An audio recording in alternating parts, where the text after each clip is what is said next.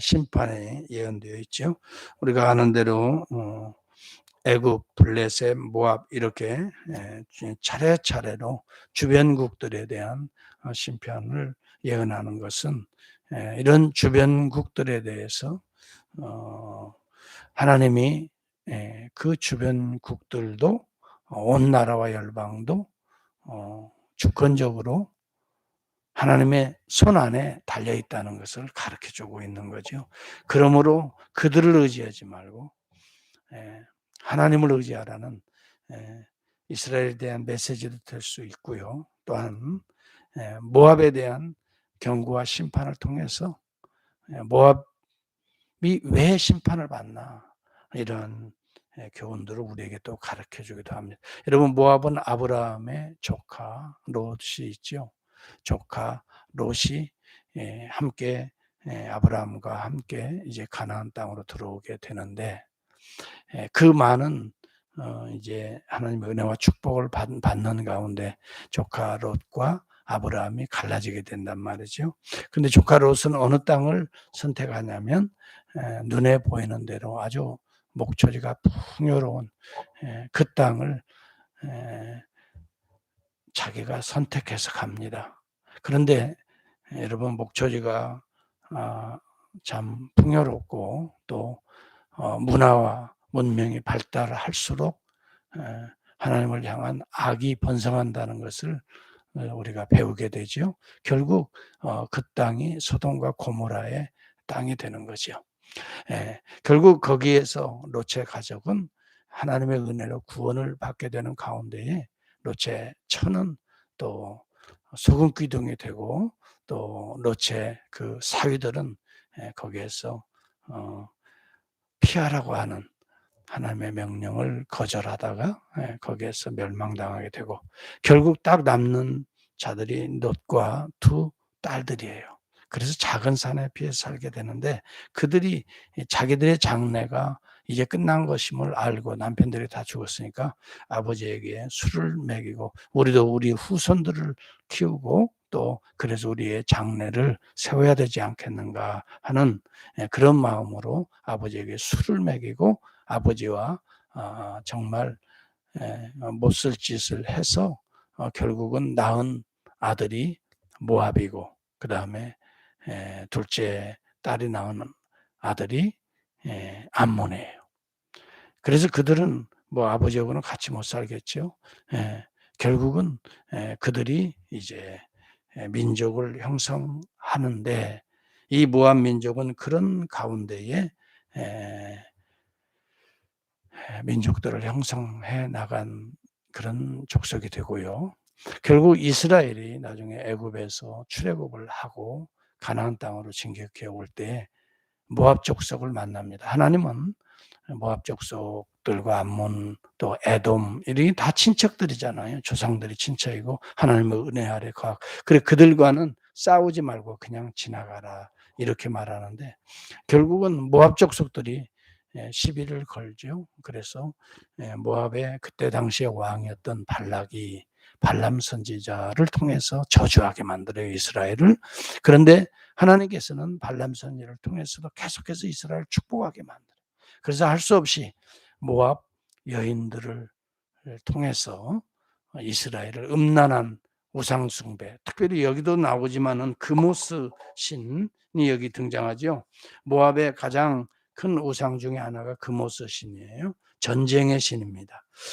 이 여신은 특별히 어린아이들을 인신제물로 바쳤던 아주 사악한 윤리적으로 뿐만이 아니라 신앙적으로도 하나님의 진노와 심판을 받을 수밖에 없는 그러한 민족이 되어버리고 말았어요.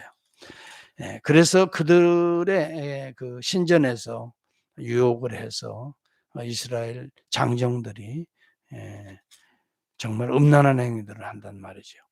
하나님이 이것을 보고 얼마나 애통해 하셨는지 연병을 통해서 즉사하게 24,000명이 그 자리에서 죽게 됩니다. 이런 일들을 참 이 모압이 이런 역사들을 가지고 있어요. 자, 이제 오늘 본문에 보면 바로 가장 중요한 것은 하나님의 은혜 아래에 머물다가 하나님을 대적하는 종족이 된 바로 그들에 대한 하나님의 진노와 심판이고, 또 그들이 예 어떤 의미에서 보면은 세상적으로 보면 잘 먹고 잘 살았어요. 여기 본문에도 보면 그들의 군사력이나 그들의 어떤 뭐라고 할까요? 경제력, 또 그들이 제가 자료들을 이렇게 좀 찾아보니까 무역로를 중심으로 해서 상당히 무역이 이렇게 번성했던 그 나라가 되었어요. 그런 의미에서는 상당히 뭐라고 할까요? 안정적인 나라를 이루었던 것 같아요. 그렇지만 그러다 보니까 그들의 교만, 여기 29 절에도 보면 우리가 모압의 교만을 들었나니, 심한 교만이라고 그래요. 곧 그의 자고와 오만과 자랑과 그 마음의 거만이로다. 이게 보통 다 똑같은 말인데 계속해서 반복하는 걸 보니 얼마나 심각한 교만과 오만, 자랑, 거만. 그런데 하나님 말씀할 그가 그렇게 자랑할 만한 것들이 풍부해도 아무것도 성취하지 못하리라. 기쁨과 환희가 옥토와 모압 땅에서 빼앗겼도다. 그러니 그 전부터는 여기 본문에 보면 찬송이 끊어질 것이라라고 말을 해요. 기쁨과 환희가 옥토와 모압 땅에서 완전히 빼앗겼도다. 아마 풍성한 포도 산지였던 것 같아요. 또 그런 포도주들의 포도주가 끊어지고, 그리고 모든 사람이 대머리가 되고 수염을 밀고 손에 칼자국이 있고 허리에 굵은 배를, 이것이 우상숭배의 전형이거든요.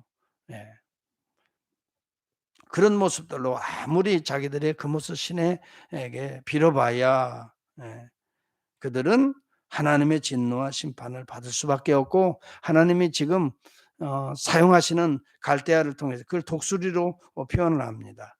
독수리가 모압 위에 그의 날개를 쫙 펴고 날카로운 독수리의 발이 너희를 찢을 것이다. 모압의 뿔이 잘렸고 그 팔이 부러졌도다. 이것은 26절 27절에도 보면 그들의 교만함이라. 그 토한 것에서 뒹굴므로 조롱거리가 되리라. 토한 것이라 엄청나게 먹고 토해내는 거예요.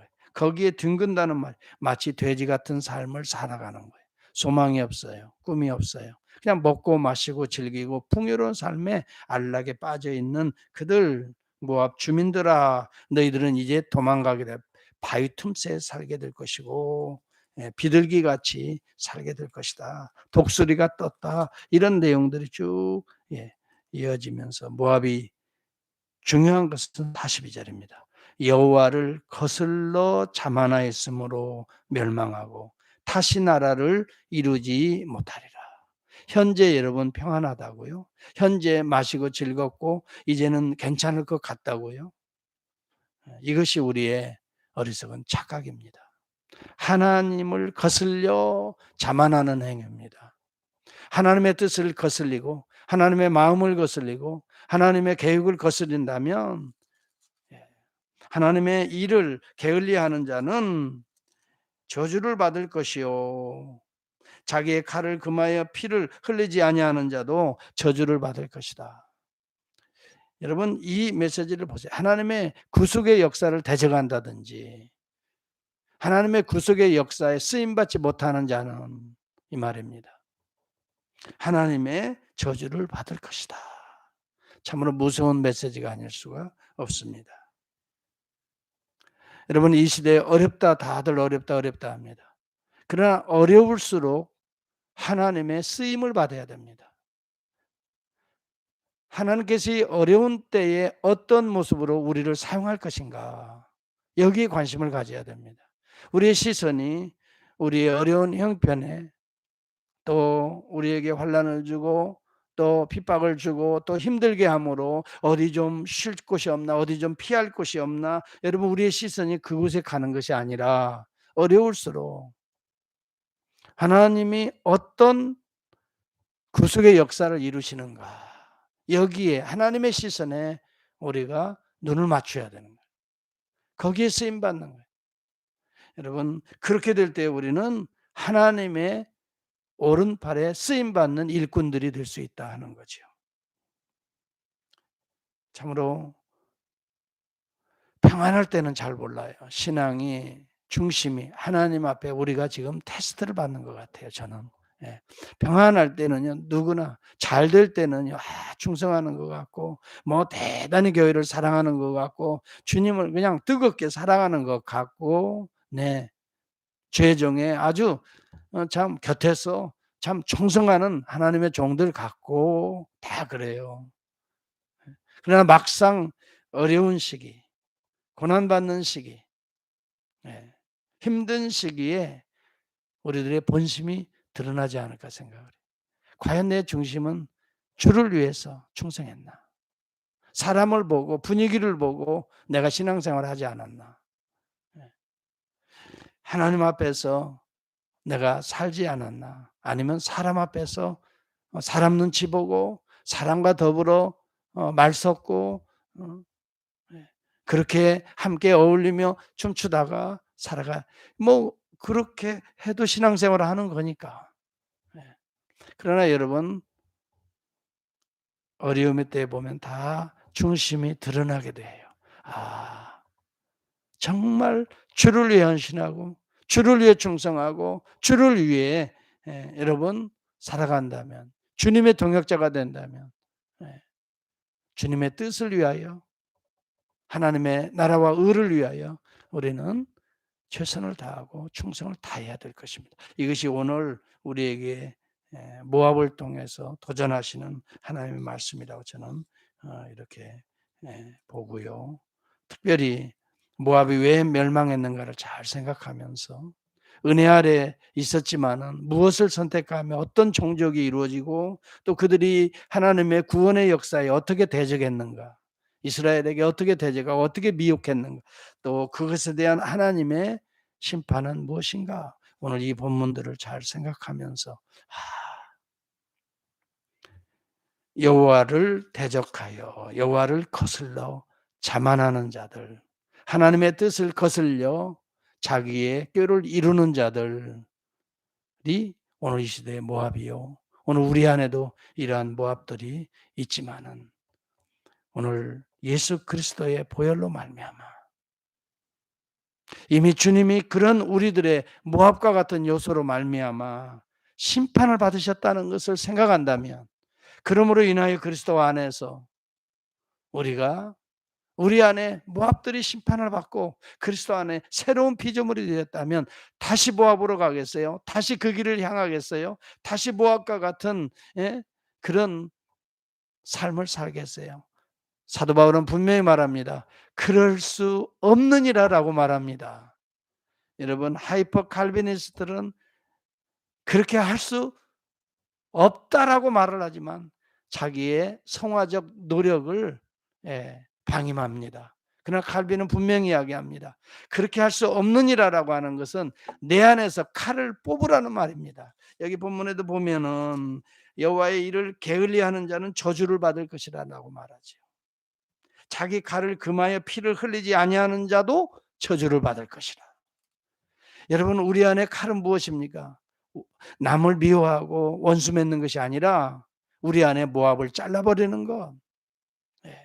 우리 안에서 진리의 칼, 성령의 검으로 우리 안에 애굽을 잘라버리는 거, 애굽을 향하는 나의 마음을 잘라버리는 거, 블레셋을 향하여 내 마음이 요동치는 것을 잘라버리는 것, 오늘 하나님의 일을 게을리하고 어리석고 안위를 추구하는 내 안에 이러한 모압들을 잘라버리는 것, 이것이 여호와의 구속을 이루는 길인데 이 일을 게을리하는 자는 저주를 받을 것이다.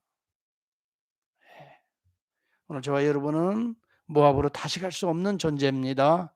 그러므로 오늘 하나님의 은혜 가운데 하나님이 알아서 우리를 구원하실 거야, 알아서 우리를 회복시키실 거야, 그렇지 않습니다. 이것은 하나님의 은혜 아래 거하는 성도들의 성화의 과정을 무시하는 하이퍼 칼비니스트의 이야기입니다. 오늘 진정한 칼빈주의자들은, 성경 중심적으로 믿는 자들은 내 안에 진리의 검, 성령의 검을 뽑아서 잘라버릴 것은 자르라 하는 말입니다. 이것이 우리를 향한 성화의 과정입니다. 오늘 그런 의미로 오늘 열방들을 향하는 우리의 마음을 지금 뭐예요? 드러내 보여주고 계시는 거예요. 그래서 우리가 구약은 필요 없는 이스라엘의 역사책이 아니라 오늘 우리의 성화를 위한 하나님의 진리의 법도인 것입니다. 오늘 그리스도의 은혜로 구원받은 저와 여러분들이 오늘 우리 안에 있는 이방 나라를 향하는 철저한 이 진리의 검으로 잘라내는 거룩한 역사를 위해서 이 말씀을 우리에게 주신 것이다라고 믿고 정말 우리가 겸손하게 우리 안에 헛된 욕망을 꿈꾸고 허사를 꿈꾸는 민족들이 허사를 꿈꾸는 여러분 이러한 것들을 잘라버리고 오직 우리의 중심에서부터 끝까지 주를 붙들고 십자가를 붙들고